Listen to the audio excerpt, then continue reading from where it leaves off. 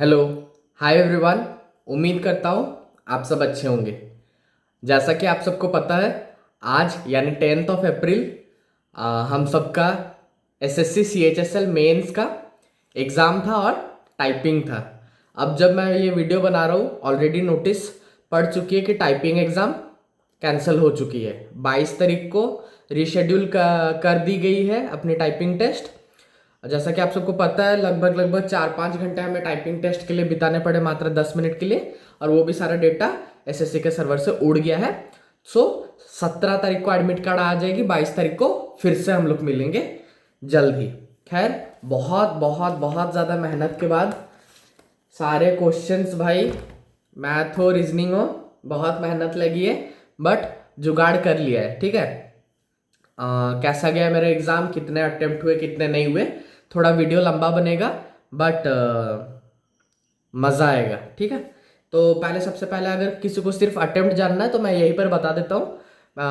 Out of 135 questions मैंने attempt किए हैं 128 क्वेश्चंस इंक्लूडिंग कंप्यूटर।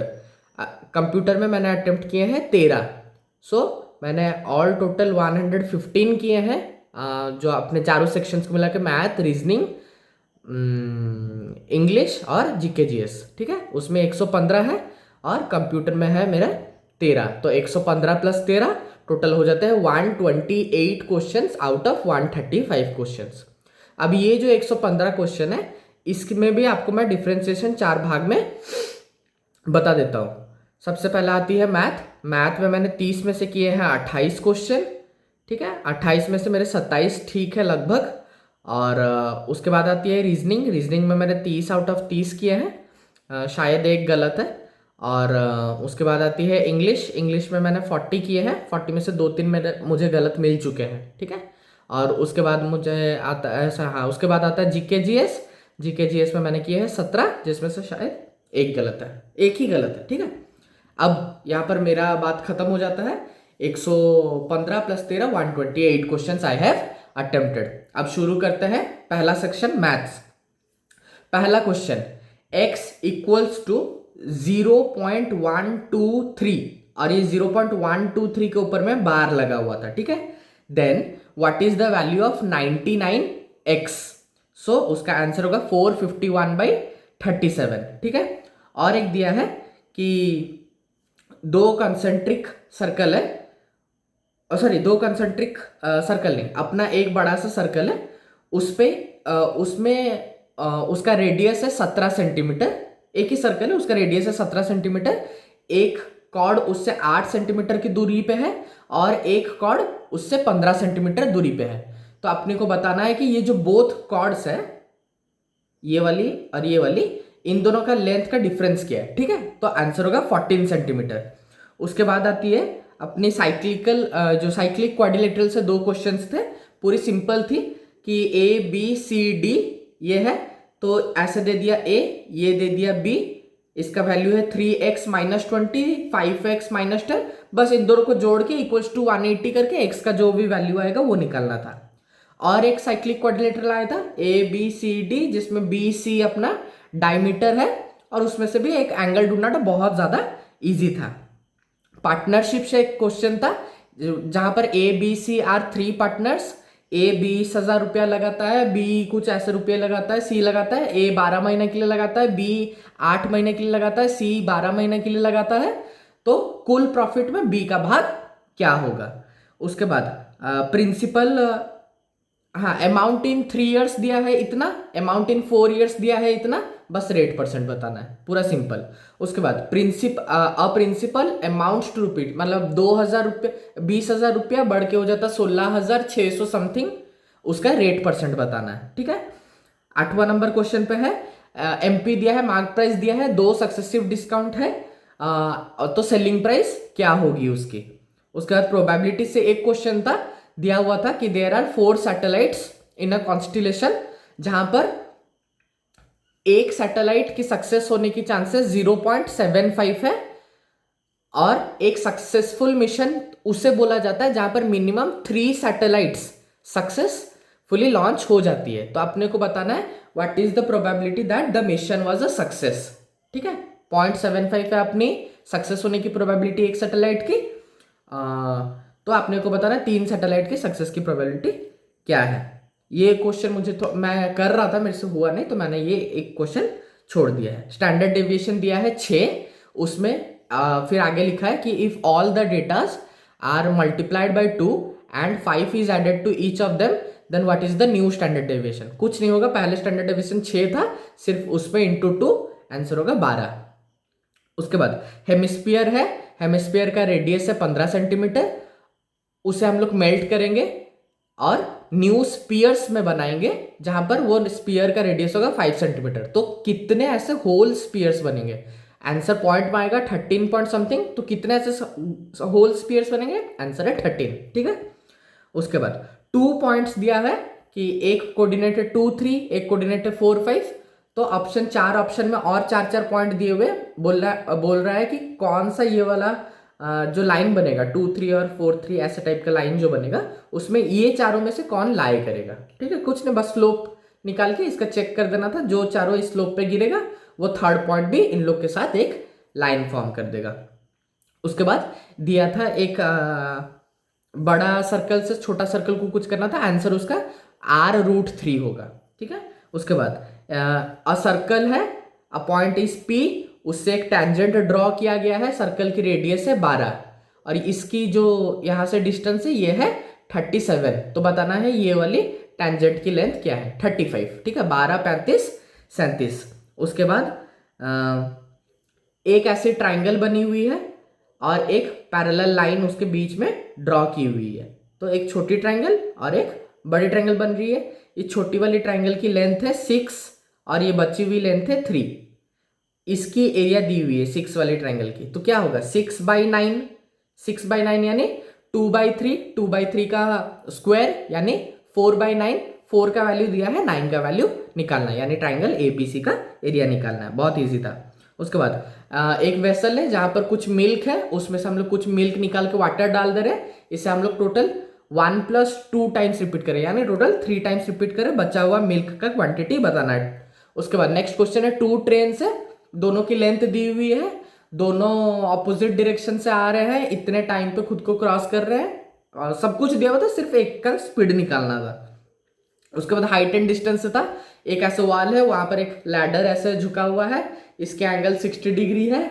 तो सब दिया हुआ था, इस पोल की हाइट निकालनी है, काफी ज्यादा इजी था। उसके बाद एक कोन था, उसमें अपना हाइट और लैटरल सरफेस एरिया ये सब दिया हुआ था, वो भी इजी था, डायरेक्ट उससे निकल जाएगा। एक बढ़िया क्वेश्चन मिला, √28 का स्क्वायर प्लस 45 का स्क्वायर प्लस 53 का स्क्वायर, इसका वैल्यू क्या होगा। हाँ, इसका रूट ओवर क्या होगा, तो इसका आंसर होगा 53 का स्क्वायर, क्योंकि 28 का स्क्वायर प्लस 45 का स्क्वायर क्या होता है 53 का स्क्वायर, ये ट्रिपलेट है 28 45 53, ठीक है। तो 28 स्क्वायर प्लस 45 का स्क्वायर प्लस 53 का स्क्वायर, इसका रूट ओवर टोटल क्या होगा 53 का अपना स्क्वायर। उसके बाद सिंप्लीफिकेशन से एक क्वेश्चन था नॉर्मल, ट्रिग्नोमेट्री में एक क्वेश्चन था कि साइन थीटा अगर 3/5 है तो आपको बताना है 1 - cos² theta whole divided by 1 - tan² theta क्या होगा। उसके बाद average of first 14 numbers is इतना, sorry average of 14 numbers is इतना, फर्स्ट 7 इज इतना, एवरेज ऑफ लास्ट 7 इज इतना। सो वो 7th नंबर, वो जो बार बार रिपीट हो रहा है, वो नंबर क्या है। एवरेज ऑफ 13 नंबर्स दिया हुआ था, हाँ शायद। उसके बाद एक दिया हुआ था रॉन्ग एवरेज है, कि गलती से एक नंबर को ये देख लिया जबकि होना, गलती से 66 ले लिया जबकि होना चाहिए था 78, करेक्ट एवरेज बता दो। और एक बोट एंड स्ट्रीम से क्वेश्चन था, इसी तरीके का अपना मैथ खत्म होता है, ठीक है।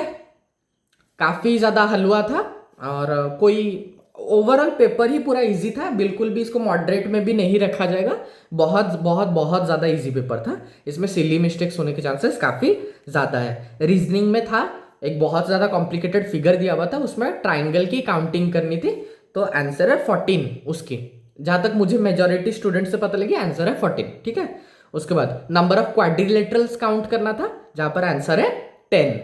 उसके बाद एक काफी ज्यादा अटपटा सा क्वेश्चन आया हुआ था कि ऐसे अपने 5 वर्ड दी हुई है, जो तो बज एप्पल, तो उससे एक सीरीज, ये मुझे थोड़ा नया टाइप लगा, आंसर होगा उसका बॉल, उसकी लास्ट लेटर को चेक करनी थी, ठीक है। सिटिंग अरेंजमेंट से क्वेश्चन था, बॉक्स अरेंजमेंट से क्वेश्चन था, एक बॉक्स को उसके ऊपर रख दिया तो उसके नीचे कौन है, सीरीज से क्वेश्चन था, मिरर इमेज से क्वेश्चन था, सिंबल चेंज यानी 48 plus is refer to as minus divide is into, तो किससे रिप्लेस करेंगे, ब्लड रिलेशन से क्वेश्चन था और डायरेक्शन से क्वेश्चन था। रीजनिंग बिल्कुल मैथ्स की तरह हलवा।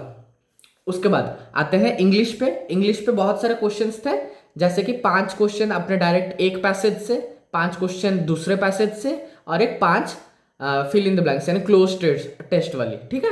तो 15 क्वेश्चन तो यही पे हो गया। अच्छा, कुछ सिनोनिम एंटोनिम डिस्कस कर लेते हैं। ऑब्ड्यूरेट, द वर्ड ऑब्ड्यूरेट का एंटोनिम क्या है, कंप्लायंट। ऑब्ड्यूरेट यानी जिद्दी, जो बात नहीं मानते। कंप्लायंट यानी वन हु कंप्लाइज यानी मानता है।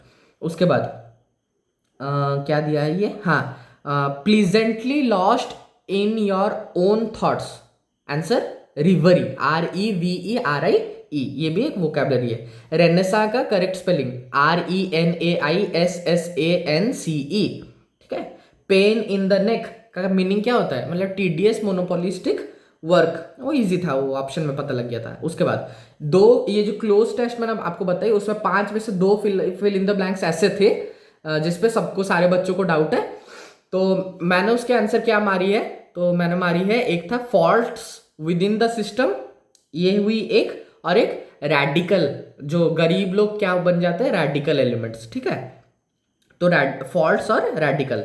उसके बाद एक था कि वो माउंटेनर डिसेंट कर रहा है माउंट से, और in the long range of mountaineers, तो मैंने दोनों में ही डिसेंट मारा, DESCENT, एक में नीचे आना डिसेंट और एक डिसेंट मानी यानी लिनिएज, ठीक है, पूर्वज से। उसके बाद और एक थी कि वो उसमें इतना अच्छा नहीं है, इन और एट, ठीक है, मैंने वो वाला मारा है। उसके बाद comply with the companies rules.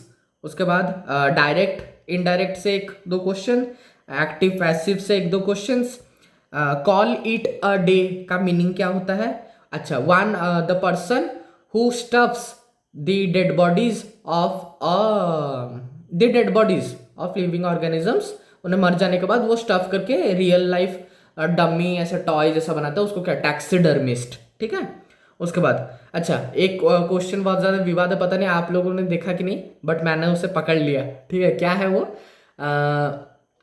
अपनी दी हुई थी ना 4 सेंटेंस, जिसमें से बताना था कि उसमें से इनकरेक्ट कौन सा सेंटेंस है, तो वो कोई सा भी हो, बट मैंने वो वाला था ना, एक Meera became so fat after eating junk food in the hostel, तो उसमें आपने ध्यान दिया वो बिकेम नहीं लिखा था, बाकेम लिखा था, BACAME, ठीक है। तो बाकेम उसमें खुद रॉन्ग था वो। अच्छा, और एक वर्ड थी प्रोलिक्टिविटी का मीनिंग क्या होता है, ये मेरी गलत हो चुकी है, मैंने कुछ ए से था वो मारा था, जबकि प्रोलिक्टिविटी का मतलब होता है टेंडेंसी, ठीक है। टेंडेंसी यानी इंक्लिनेशन, मतलब किसी के तरफ झुकाव, प्रोलिक्टिविटी। उसके बाद ये हुई अपनी इंग्लिश की सेक्शन। उसके बाद आते हैं जीके के सारे क्वेश्चंस मेरे पास है। पहला question, original location of Allahabad pillar inscription, Kosambi.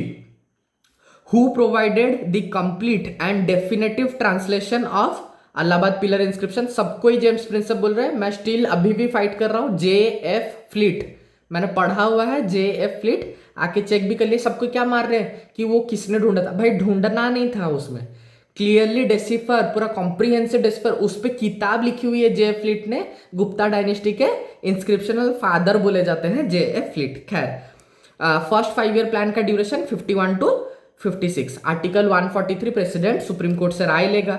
Olympic में कितने, पेरिस ओलंपिक 2024 में कितने सारे मेडल्स जीते हैं, 6 मेडल जीते। किसने 2 मेडल जीते, मनु भाकर ने।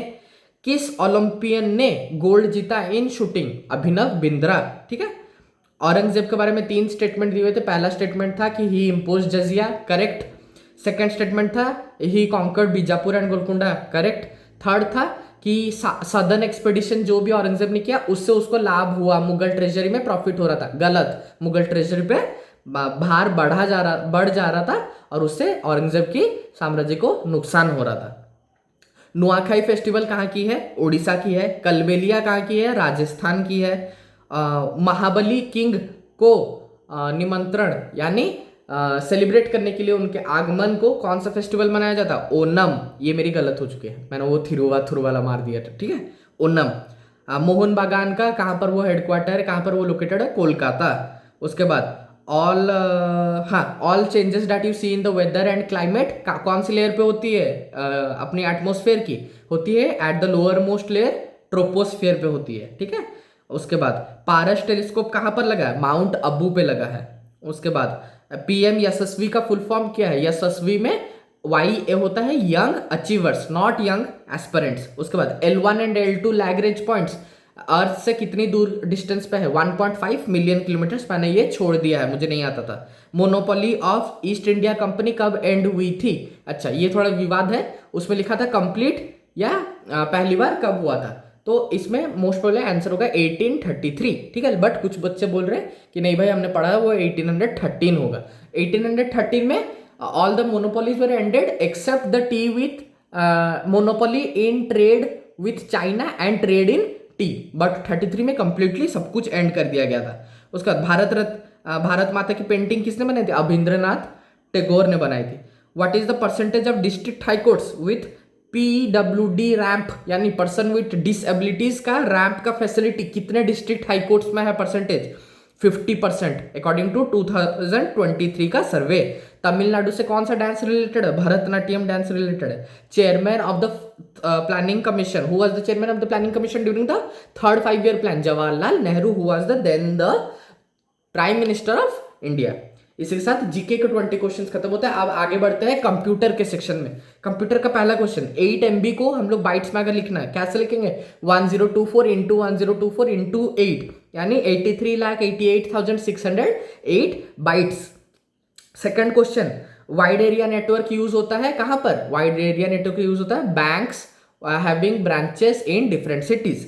उसके बाद third number question, upload speed is lower और different than the download speed, ये क्यों होता है? ड्यू टू नेटवर्क एसिमेट्रिसिटी, ठीक है, अलग अलग बाधाओं के लिए ये होता है। 4 number, protocol used in communication, HTTP hypertext transfer protocol. Protocol not used in males, एक था POP3 यानी पोस्ट ऑफिस प्रोटोकॉल 3, एक था इंटरनेट मैसेज एक्सेस IMAP, एक था SMTP जो सिंपल मेल ट्रांसफर प्रोटोकॉल, और एक बच गया था SMNP या SNMP था, वो मेल पे ट्रांसफर यूज नहीं होता है। 6th number question, shortcut